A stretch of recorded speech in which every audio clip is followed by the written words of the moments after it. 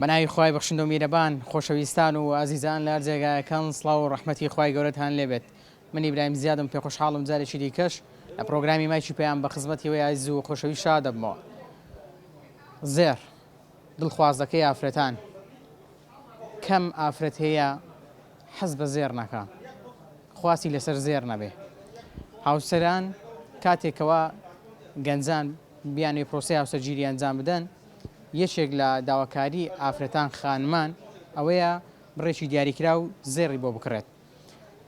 گرانبوونی نرخی زێڕ و دواکەوتنی موچە چەندێک کاریگەری لەسەر پرۆسی هاوسەرگیری هەیە و هۆکارەکانی ئەنجام نەدانی پرۆسی هاوسەرگیری چین. گەنجان بۆچی ئێستا کەمتر هاوسەرگیری ئەنجام دەدەن؟ ئەی گەنجانی ئێستا چەند مسقال دەکەن بۆ هاوسەرەکانی خۆیان؟ ئایا جاران ئەگەر بیست بێ ئێستا کەمی کردووە یان خود ڕێژەکە هەر وەکو خۆیەتی؟ ئێوە لەگەڵمان نابن، من قسە دەکەم و پرسیار دەکەم با بزانم خەڵکی لەو بارەیەوە چی دەڵێن، دوکانداران زێڕنگران قسەی وان چییە؟ ئێوە بیسەر و بینەرمان بن لەگەڵمان نابن. قوربانجان سەلام عەلەیکم. سەلامەت الله بەڕەکاتوو. ئێستا نرخی زێر بە چەندە و چەندێک خواستی لەسەرە؟ ئێستا ڕۆ زێر بە 750,000 یەک مسقال هەیە 21 و خواستیشی لەسرە وەکو تاخم و ئەوانەنا زیاتر لیرە خەڵک دەبا یا مەسەنە بە قالب دەبا، بەس دەچاو پێشتر زۆر فەرقی کردیا. یعنی ئێستا کەمتر خەڵک دەیکردتر ئەوەی پێشتر دەی دەکرد ئەو جارە پێنجی دەکرد، ئەوەی پێشتر 15 مسقالی دەکرد 10 مسقالی دەکات ئێستا لەبەرو زێر زۆر گران بۆ پارەی ئێستای کە 10 مسقالە 20 مسقال چەند ساڵی پێش ئێستاە. باش ئێستا گەنجێک ئەگە بیوێ 10 مسقال زێر بۆ هاوسەرەکەی خۆی بکاتن کە مسقالی بە 750,000 بەدەست حەقەوە چەندی دێتە سەر؟ مسقالی 25,000 دێتە سەری، هەر مسقالی 30,000 بەلای کەمی وەکو ستاندەر 30 هەتا 35 دێتە سەری. ئەو زێرانەی کە خواستی لەسرە ئێرانیە، عراقیە، خەلیجیە؟ چی خەلیجی تورکی و خەلیج، بەس ئەوانی خۆمان دەستکردی خۆمان مەحدودە شتەکان، مەسەن پاوەند لیرەیە، ڕستە لیرەیە، یان هەندە بازنەیە وەکو برێن ئەو نەخشانەی دوبەی، هەندە مەعمەلی خۆشمان هەیە لێرە. لە ڕووی نرخیشەوە گۆڕانکاری هەیە، ینی نرخەکان جیاوازن؟ حەق دەستیان فەرقی هەیە، وەکو مسقال هەیە یەک مسقالە، بەس حەق دەستەکەی مەسەن بابەتی عێراقی هەیە 6 تاک بازنەوە 130,000 تقریب دەکات، ئەو کلکە ماسەکانی پێدرێن بڕمەی عێراقی پێدرێن، بەس خەلیجیەکان تقریبا 300,000 290,000 بەس کوالیتی بەرزترە و ڕەنجی جوانترە و تاخمی چەند مسقالە؟ تاخم بەقیف خۆتر 8 مسقالی 6 تاک بازن دەست پێ دەکات، بەس دێرە ئەو معاملە کە کرایتەوە لێرانە زۆر کوالیتیان بەرزە، وەکو نەخشی دووبە و تورکای دروست دەکەن نەفسی شت کەمە کارزانتریش لە تورکیا و لە دووبەی. بەڵێ زۆر باشە. ئێستا بەگشتی ئەوانەی کە دێن بۆ ئێرە هاوسەرەکان کە دێنە لای بەڕێزت بۆ ئەوەی کە زێر ئەنی هەم پیاوەکە بۆ خێزانەکەی خۆی بکڕێ، بەگشتی چەند مسقال خەڵک دەیکاتن؟ ئێستا لە 7 بۆ 15 7 مسقال هەتا 15 مسقالی دەکرێت. حاڵەتە بۆ دەگمەنبی بۆ منەلات ڕوویدابی لەبەر بارودۆخی ئابووری کوڕێک 2 مسقالی کردبێ یان ئاڵقەیەکی کرد حەڵقە و پێش حەڵقە چەند ڕۆژێک پێش ئێستا بۆم باسکە وەڵ هاتنە ئێرانە گوتێ حەڵقە و پێش حەڵقەیەش پێکاتینە و دارایەکە ئەوەی باش نەبۆسی مادی باش نەبووە حەڵقە و پێش حەڵقەیەکی کردی، بەس ئەوە کەمە ها، ینی برێم ڕۆژان ئەو شتە نییە، بەس ئەوی ڕۆژێ دو سێ ڕۆژ پێش ئێستا هات حەڵقە و پێش حەڵقە چیان کرد تقریبا 900,000 ڕاوەستە هەردووچی. ئەو حاڵەتە نەبووە بۆ نمونە لە لای تو ئەوان لەسەر چەند مسقالێک پێکاتن، بەڵام لەبەر گرانی نرخی زێر کوڕەکە داوای کردبی کە کەمتر زێر بۆ بکات؟ هەزاران جار ئەو شتانەیە ها مەسەلەن لەسەر 20 مسقالی پێکاتینە دوای لەگە کچەکەی پێکاتە مەسەلەن 15 مسقالی بکە، بەس دیارە بە ئاشکرایان بە تەواتی بەس قەنەعەتی پێ هێنایە لێرە کە ئایا ئەوەندە 20 مسقالە زۆرە 15 یان 15ەکەی کردیتە 10 یان 15ەکەی کردە 12 ئەوە هەیە مستعمەتیەکەی دەکەن یارمەتیدانی یەکتر دەکەن. ئەو یارمەتی هەبوو؟ ئەرێ وەڵڵا هەیە کە دێتە ئێرە وەزعەکەی دەبینیت پەشمان دەبتۆ لە هەندە جاران. ئێستا زێر نرخەکەی چەندە و چەندێک خواستی لەسرە؟ بەخوای زێرەکە ئەوڕۆ خواستە زێرەکەی چە زێرەکە بەرز بوویتەوە گران بوویتەوە، ئەو ڕۆستە تەڵەبیاتە لەسەر پێکاتنی ئەو ماڵەیە کە لەگە و کابرایە پێک دێ تەڵەبیاتەکەی پێشتر زێر بە 250,000 بوو هەتا 20 مسقال ڕێی دەچوو، ئەوکە ئەوڕۆ زێر بە 750,000 دینارە بخوای دێ و دوازدێ و ئەو وەزنانە دەڕوە حەسەب ئیمکانێت وەڵا هەشە لەکەمە هاتێن بردیتیان تاخەمیان بردێت 4 مسقال بە حەڵقە و بە مستەوە 4 مسقال ئیمکانیەتی ئەوەندەی هەیە هەر یەکێک بە ڕۆبەت جۆرە ئیمکانیەتی خۆی دەتانی بکڕی زۆر ڕاستە ینی لێرە هەبووە بە 4 مسقاڵیش پێک هاتوون لێرە تاخمێکی کردووە 4 مسقال بووە جا ئەوانە خەلیجینە ئێرانینە عراقینە مەبەستم لە زێڕەکەیە وڵای تەبێ ئەوڕۆ زێری ما هەموو لە دووبەی دەینین سنعاتی خۆشمان هەیە عێراقیمان هەیە بە زێرە جوانەکانی خۆمان لە دووبە و لە توچەلومان دێ زێری دووبەیە دەیدەینێ بە زەماتەکی زۆر هەیە ئێستا مەعاملەی بە زێر دەکا وەکو لیرە ئەو لیرانە تەڵەب دەکەن 100 لیرە 50 لیرە 10 لیرە هەر یەکەوە بە جۆرەی ئیمکانێتی خۆی یعنی مسقالی بە 750,000 یا 4,000 5,000 دینە بەس پارەی تەبعەکەی دەدەی لەگە پارەی زێرەکەی بەرە بە قوربان نرخەکەی چەندە ئەو یەک مسقالە بزەبەوە 7 گرام و 200 مسقال و نیوی هەیە یەک مسقالیشیە مسقالە چیەوە بە 750,000 ئەگە مسقالی 750 بی 5,000 پارەی لی تەبعەکەی وەدەژێ 755,000 نار یەک لیرە ڕاودەست یەک مسقال ینی بۆ فرۆشتنەوەش ئەمە کەم زۆر دەکڕن بۆ فرۆشتنەوە بۆ هەرگرتن ئەو کە جەماعەتە چی زۆر هاتینە لە لای مە ڕۆژانە نەک لای من لای هەموو زێرنگرێک دێن لیرەی بەڕادان دەدەن لە 550 ڕ جەماعەت هاتێن لیرەیان کڕێل و فرۆشتن یان لۆ تەملۆ مەعاملێ 100 لیرە 200 لیرە ئەو جا بە جۆرە هەیە 5 لیرە هەر یەکێک بە جۆرە تااقەت خۆی دەکڕێ ڕدەگری ینی ڕاگرتنەکە دەبی 10 ڕۆژ 5 ڕۆژ مانگ ڕدەگری کابرا مارە خێرەی باش دەکات لە خۆی ئەوڕۆ بەڕاستی ئەوڕۆ ئەگە ئیشەکە هەبی کارەکە هەبی لیرەکە لۆ چەکە دەم و دەستپارەیە و زێرش بەرەو هەستانە زێر بەرەو دابەزنیە زێر بەرەو هەستانە باشە لێرە حاڵەت هەبوو بۆ نمونە ئەوانەی کە تازە هاوسەرگیری دەکەن لەسەر دوو مسقاڵیان لەسەر ئاڵلقەیەک پێک هاتبن لێرە برێ ئەمە تەنها ئەمەم بۆ کردووە یان تەنها ئەمەی بۆ دەکەم بەخوا لێرە هەبوو بەرە هەبوو لەسەر زێری پێک هاتینا ئیمکانێتی ئەو زێریان نەبووە زۆر جار هەبوو لێرە زاوا داچ خۆی زێری لە خۆی لێکردەوە لە باتی لەسەری دانەیە وتی با ئیشەکەی کوڕم پێک بێ بەس دە کورتینەدا لەبە ئەو مەبلەغی کە پێک هاتینا ئەوان پێک هاتیە حساب ئەویان نەکرد زێرەکە گرام بووە پێک هاتیە 2 مانگ 3 مانگ پێشتان 10 مسقال بکە ئەو 2 مانگە زێر زۆر هاتە سەرێ فەرقەکەی زۆر کردیە یعنی کە هاتیە لە ئیمکانێتی دانە بۆ زێر داکەکە زێری خۆی هاوشتە سەر گوتی بەس ئیسەکان پێک بێ زێری خۆی فرۆشتیە لە بۆ کوڕەکەی گوتی با ئیشەکان پێک بێ ڕاوەنەستی شخێرێ ڕاوەنەستی ئەی هەبووە هاوسەر بۆ نمونە لەسەر ئەو بڕە کە ڕێکەوتون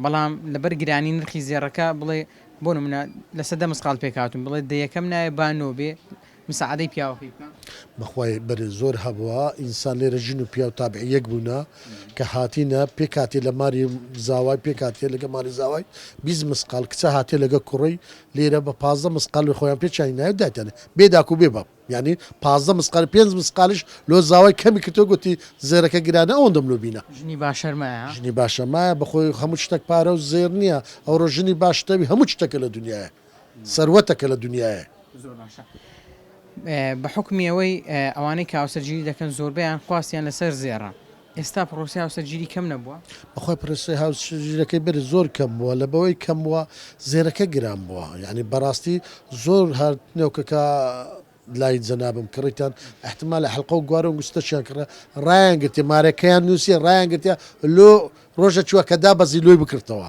یعنی زۆر جار هەبوو پێکاتێنێ حلقە و گوارە و گوستە لۆکرا گوتی سفرەی دەری پێ دەکەین لە باتی ئەو زێڕەی زاوا گفتیدا گوتی دەت بەمە تورکیای دەت بەمە دووبەی لە باتی زێرەکەی سیاحەتی دەریان پێکردیا یعنی شتوا زۆر بووە ئێستا پرۆسی هاوسەرگیری کەم ئەنجام دەدرێ سەبەبەکانی چییە؟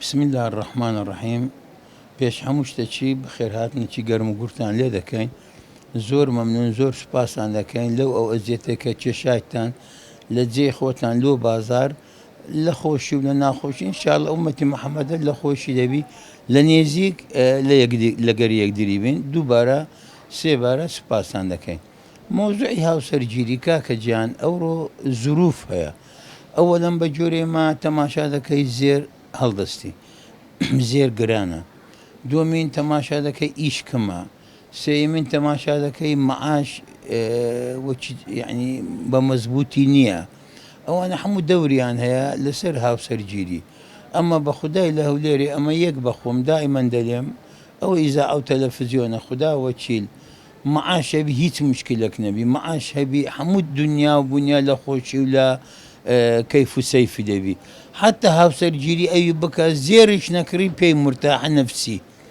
خدا وكيل دورة أو هاي دورة أو هاي مادي ومعنوي لو مجتمع حوزة تماشا ذاك دم مسخال بوتا بينز بوتا دو يك بوتا فلان بخداي عندك عائلة فقير وريكو بيكن خوا قسمتي كرديا دلي هيت مشكلة نيا بحلقتش بميردي لك تواوا هشم ممكن نعلمني سات مسخال وزيات وبيست وسي وتسل بس او نسبة كم بوا نسبتي زير كردني زور كم بوا مع العلم عائلش يعني جن افرد حزد زيري لك بس اي بيش جايشت او قناعته اجر نبي تسبكه دبي بالتفاهم بي دبي بالرازي بالرزايا مندي هردو عائلي بي كس حلناك كتسي بيزير بي كوري بيزير بي بس ظروفك او هايا مزبورة هندك وعدي عندايا يا ربي خوايا ايش باش بي ريكو بيك بي بالصورة والله أبي بيم بكري فعلا شوية أبي بيم بكري لويدا كم أبي تكشمي مرازي بي أو دنياي ديني أما تسمان دوي بخداي كاكا جان أو هندا بس كتسو كور يقدر يان بيه دعاء بكين دائما يا ربي أوانا اللي يقدري هل نوش ينوا سري يقدري بقرن بشتي يقدري بقرن والله حياة بخوشي وبسر بلندي دستسري زۆر باشە باسی موچەت کرد گوتت ئەگەر موچە هەبێ ئەگە زێڕش گران بێ ئەو تاسیری زۆر نابێ ینی موچە ئەوەندە کاریگەری هەیە لەسەر ئەوەی کە خەڵک پرۆسی هاوسەرگیری ئەنجامدا لەسەر ئەوەی کە زێر بکڕێتن كاكا جام موسى تأثير لسر حياة عمي بموسى راوستا سيبش ملت استش ملتي مع عمي موسى خورة أري والله أدي كتي تودي كوري من دتش دوندري 50,000 دمينيا 100,000 دمينيا كاكا سري مانجلو الدينيم حركة كدبي إجدا جوليت جولانا وقت دبي نالم يعني مثلا احتياجي 50,000 دبي احتياجي 100 دبي دتاني بيديه سري مانج موسى كي ورقة ديلو الدينيتن حياة أو هذا استسرية أما مثلا أجر النبي فرغ ذكاء إن شاء الله شو ما أتمنى ما أنا حكومة ما تغسيري نكر ديو أو محاولة ده كان بهر ناحية شيء إن شاء الله جدقينا النتيجة شيء لقر بغدايا إن شاء الله بسر بلندي لو نزي كان أم بقوم متفائلا لحياة هرب تفائل وش تقدر دتي متفائلا إن شاء الله مسجد بي من لدك يوتنا وخوشي شيء زور ئێستا گەنجان بە شێوەیەکی گشتی کەم پرۆسی هاوسەرگیری ئەنجام دەدەن هۆکارەکانی چین وەکارەکەی یەکەم بە ئیشیە دومیش زرگرانە بەڕاستی ئەوڕۆ 750 یعنی کابراگەی امکانەتی نەبی بچژنی بینی ئیشی نەبی کاری نەبی کەساژ ئافرەتی ئەوڕۆکە 180 برین ماری سەر بەخۆی دەبێ زیاری کاملی دەبێ گەنجیش ئێستا پێ هەر ناستی بەڕاستی بێکاریەکە لە هۆکارەکان ئەی تەبعاً بێ ئیشی سەبەب لە بۆ یان کارێکی شەیە بەڵام بە پارەیەکی دیاری کراوە کە نەتوانێت گەنج پرۆسی ئێستا گەنجی ڕۆژی 10,000 ئیش دەکە 15 هەیە 25 ئەگە 30 بتلیشەبی ناتوانێت هاوسەرگیری بکە لەو زوورفەی ئەوڕۆکە بەڕاستی ئەگە بێت و زێرەکانتە دابەزی ئیشکارەکە بێ احتیمالی هەیە کابرا بتوانی ئەگەر بیزنس خازێشنەکە دەمانە 5 کیلۆ دەکە 6 کیلۆ دەکە بۆ دەتوانی هاوسەرگیری بکە ناسەقام ژیری باری ئابووری شۆکارێکە کە دەبینی موچە دوا دەکەوێت و خەڵک لە دۆخێکدا گەنجان ترسیان هەیە ئاخۆ بستنە ئەو پرۆسەیە سەرکەوتو دەبن یاخود لۆ سەرکەوتو نابی مەبەستمێت ترسی لایەنە ئابوووریەکەشیە کە خۆت باس کرد هەم بێکاری بێپارەی هۆکارەکە لەوەی گەنج ناتوانێت پرۆسی هاوسەرگیری ئەنجام لەگەتم قسەکەت تەواو بەس ئەگە کابراگە چاوی نانم ئێستا شەکە کەمە بەڕاستی بەس ئەگە کابراگە چای شلەی شێبی ئیشکردن هەیە بای هەندێ ئێستا زادی ئاوی دانێت ڕۆژێ 6 نار ئیژەکە بەبێ منەت بە 7,000 مەقسەد لە قسەی یعنی ئەگە بڕی بێ ئیژنیە ئیش هەیە بای هەندێ ئەمە نەک 7,000 کە شتێکی واقع بینێمە ئەگەر هەم باست کرد گوتە ئافرەتەکە ماڵی سەر بەخۆی دەوێت گەنجەکە نەی بێ دەبێ بسێدا خانوویەکی کرێ ئەگەر ڕۆژانە لەسەر شەقام 20,000 هەبێ پێدەژی نا زەحمەتە زۆر کری خانووەکە ڕەنگە 350,000 300,000 ئەدی ئەوڕۆ ژنینانیش بەڕاستیار قەمیسەگنی لە بەریکەی و برید وایی فڕی دەدەم نامێ حتا مۆد لە گەرتە ئەو کاتێک کە هاوسەرگیری دەنجامدا چەند مسقال زێر دو هاوسەرەکەت ئەم تەقریبا 20 مسقالم کرد ئەم 20 ساڵ ژنمینەیە ئەم 2005 ژنمینە 20 ساڵی نایت 20 ساڵە 20 ساڵ ژنمینەیە یاخۆ هەمیشە بەختەوەرە سپاس دەکەم مەمنون سپاس ئەو کات نرخی زێر بە چەند بوو؟ والله ئەگەر غڵەت دەم بە 350 نەڕەشە بگە غڵەت دەبم. ئەرە والله ئێستا گەنج ناتوانێت بیزنس قاڵی بکە. ناتوانێت. زۆر باش. پێدوانی بەشە چی هۆکارە لۆ ئەوەی سەقفی داواکاری کچان زۆرە گەنج ناتوانێت ینی بۆ شێ. زۆر یان نانم ئێستا ئافرەتەیە قەنەعەت بە 5 مسقالیە هەیە بە 20 شی نابیت. هەر ئافرەتە چیش کابرایەک چۆ داخوازی چاوی لە زێری بوو بەم زەحمەت نەجاحەت بینەوە هەسەرگیریە. قسم زۆرە بەڵام لەبەر ماوەی بەرنامەکە ئەمە دەکەمە کۆتا پرسیار. ئێستا کە هاوسەرگیری ئەنجامدایە چەند ئاسوودەی چەند مرتاحی؟ زۆریش الحەمدولله دەمە بەختەوەرم. ئێستا گەنج بە شێوەیەکی گشتی کەم پرۆسی هاوسەرگیری ئەنجام دەدا. سەبەبەکەی چییە؟ وڵا سەبەبەکەی چییە؟ قەیرانی داراییە و متمانە نییە و ئەوەیە مەوزوعەکەی. چۆن متمانە نییە؟ هیچ هەری کارێک نی بۆ گەنجان. هەلی کار بۆ گەنج نییە؟ نەخێر.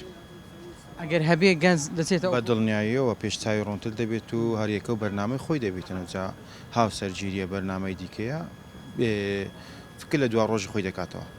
زۆر ڕاستە. گرانبوونی زێر شۆکارێک نییە کە گەنج بە دڵنیاییەوە گران بوونەوە بەس وەختی کابرا بێیش و کار بوو هیچ پلانێک نەبوو هیچ پێشتاوی ڕوون نییە چ بکە. پرۆسی هاوسەرگیری ئەنجامدایە؟ من نەخێر. ئەنجامت نەدایە؟ نەخێر. ئەتوو لەبەر چی ئەنجامت نەدایە؟ وەڵا جا قسمەت و نسیبە و زروفە و ئەوانەیە. یعنی مەوەستمەوە پەیوەندی بەلایانی ئابووریەوە هەیە؟ نا الحەمدوللیلە لە خۆی بە زیادی باشەوە. گەنجان بە شێوەیەکی گشتی هەم لایانی ئابووری هۆکارە هەم سەقفی داواکاری کسانی شۆکارێک نییە؟ بەدڵناییەوە هەردووکان هۆکارە. هەردوو کۆکارە. ئەو کەسێک کە دەچێت داوای یان دەتوێت بیکە هاوژینی خۆت نیازە دوایە چەند مسقالی بۆ بکەیت؟ وەڵڵاهی جا عەسەب و کاتی ڕێککەتنە یعنی خۆت چەندت بۆ داناوە؟ بە خودایی دیار نییە ینی بزەبت ئەوم نەکردی اختیارم نەکردیان. بەگشتی چەند بە باش دەزانی؟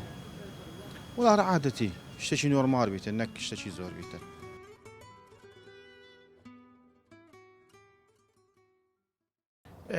سەرەتا سوپاسان دەکەم.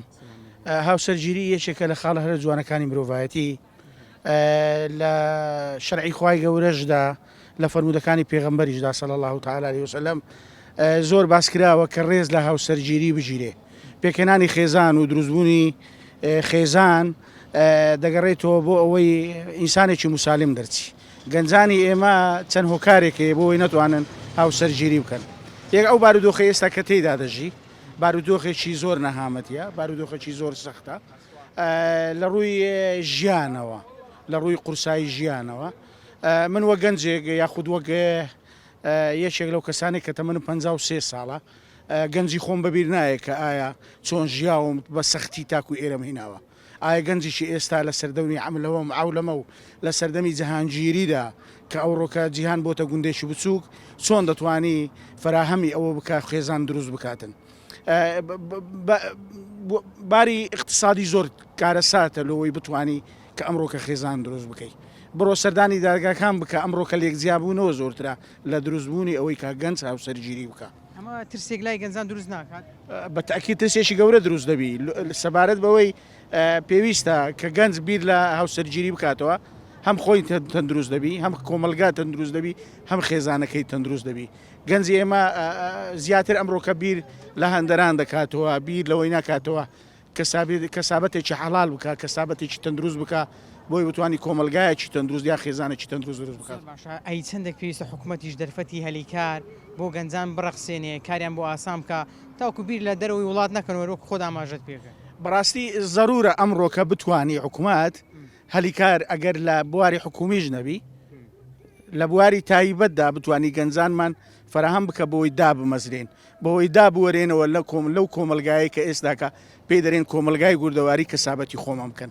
ئەو گەنجانەی ئەمڕۆکە ڕوو لە هەندەران دەکەن زمان نازانن یاخود خاوەنی بڕوانامەنین یاخود گەنجێکی هەرزەکار دەڕوا تەمەنی 18 سارە چ دەکات لە ئەوروپا یان دەچێتە ئەو شوێنەی کە لە هەندەران ڕووی تێدەگا.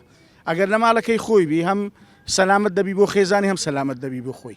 ئەگەر حکوومەت بیر لەوە بکاتەوە ئەگەر دامەزراندنی ژن نەبێ سەخت بی بەڵام لە کەرتی تایبەتدا سەرڕای ئەوەی ئەمڕۆکە سەدەها بەنگلادیشی و ئەو خەڵکانەی کە لە درەوەی وڵات ڕویان لۆ کار لە وڵاتی ئێمە کردووە گەنجانی خۆمان دەست بەکار بن بۆ خزمەتکردن باشتر. پرۆسەی هاوسەرگیری ئەنجام داوە؟ ئەنجام نەداوە. ئایا خۆت خوێندکاری کار دەکەی؟ خۆم خوێندکارم. کاری چی؟ خوێندکاری قۆناغی پێنجێک یاسامە لە یەکێک لە زانکۆیەکانی هەولێر. زۆر باش. لە داهاتوودا دەبی بە پارێزەر. باڵێ. چەند دڵت بە خوێندنەکەی خۆت خۆشە، دڵت بە ئایندەی خۆت خۆشە؟